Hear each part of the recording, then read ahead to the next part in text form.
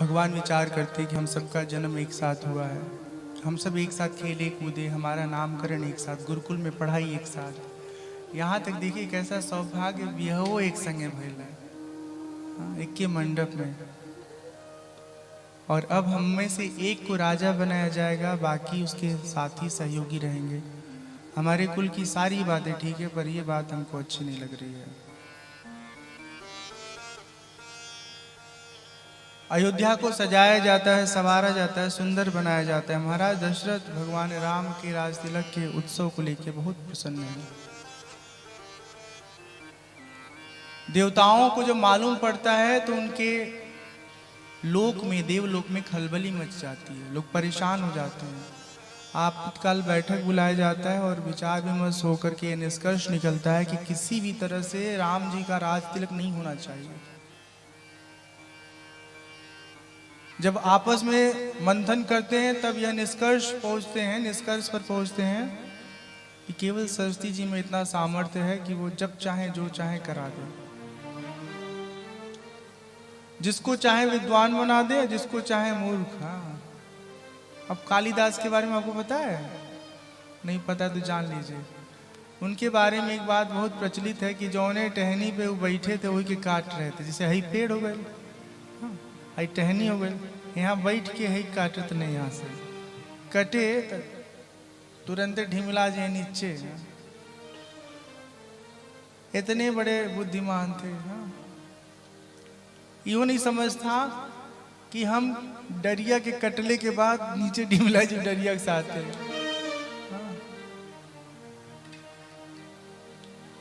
और परम विद्वान बने बाद में, कैसे? अपने दुल्हन के ज्ञान से। विद्युत्मा बहुत विदुषी थी, उनके विद्युता से सब जलते थे लोग, विद्वान लोग। पहले के जमाना में बहुत समय तक मेहरारू ज्यादा पढ़ल लिखल मिल जा, तब पति को बर्दाश्त नहीं हो सकता। वही होता है जो बना है वेब सीरीज गाने पे। बहुत बड़ी गवैया थी दुल्हन, ओकर ससुर डेरा गए कि अगर कहीं जाके बाहर गाएगी तो हमारा जो प्रभाव है खत्म हो जाएगा। उसे वचन मांग लिए कि आज के बाद तुम गाना बजाना नहीं करोगी, और उसका गाना बजाना खत्म हो गया शादी के बाद। जो पुरुष प्रधान ये समाज है ना, औरतों के सामर्थ्य को कई जगह पर बहुत दबाया है अलग अलग तरह से।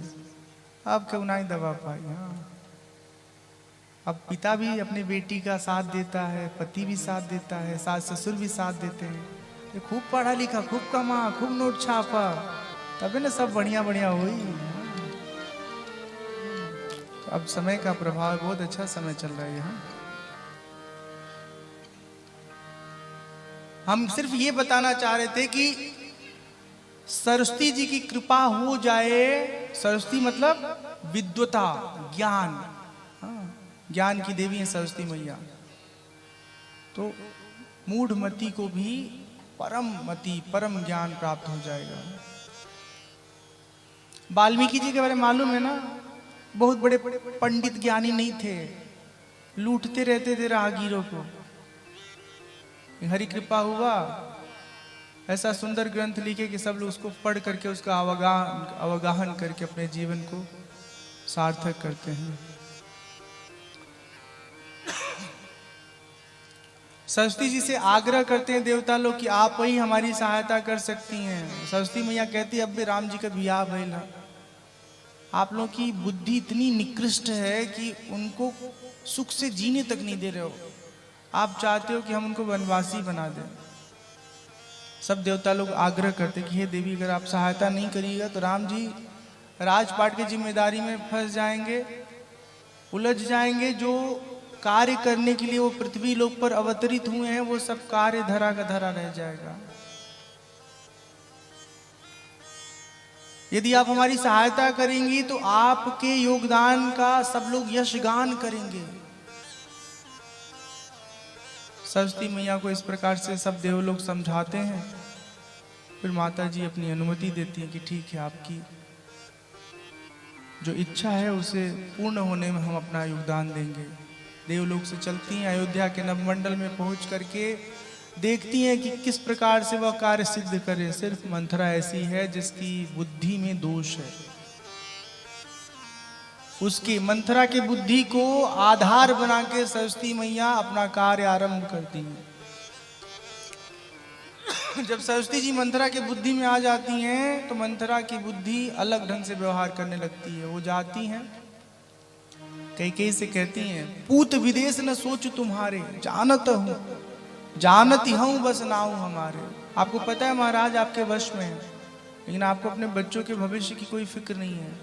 अरे यही अवसर है, अपने पुत्र को तुम राजा बना सकती हो, उसका फायदा उठाओ, अपने अधिकार का उपयोग करो। कई कहती है तुम्हारी बुद्धि में किस तरह का कुविचार आ गया। तुम्हें पता है ना हमारे लिए राम लक्ष्मण भरत शत्रुघ्न किसी में भी भेद नहीं है, सब पुत्र के जैसे हैं, सब पुत्र हैं, किसी से कम ज्यादा प्रेम नहीं है। ये तो हमारे कुल की रीति है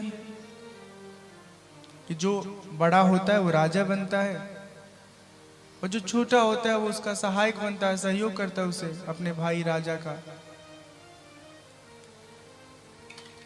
मंथरा अनेक प्रकार से समझाती और कहती देखो हम तुम्हारा हित चाहते हैं, यदि राम राजा बनेंगे तो उनकी माँ कौशल्या जी महारानी बनेंगी। जो तुम्हारा अधिकार है ना महाराज दशरथ के ऊपर, वो अधिकार कम हो जाएगा, तो तुम्हें कौशल्या जी के अधिकार में रहना पड़ेगा।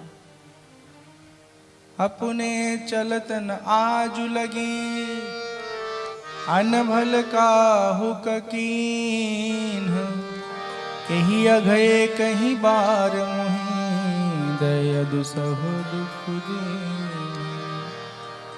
हम अपनी कोशिश में कभी तुम्हारा अहित नहीं चाहते, हमेशा तुम्हारा भला चाहते हैं। हम यही चाहते कि तुम्हारा जीवन, तुम्हारी स्थिति इस राज परिवार में उत्तम बनी रहे।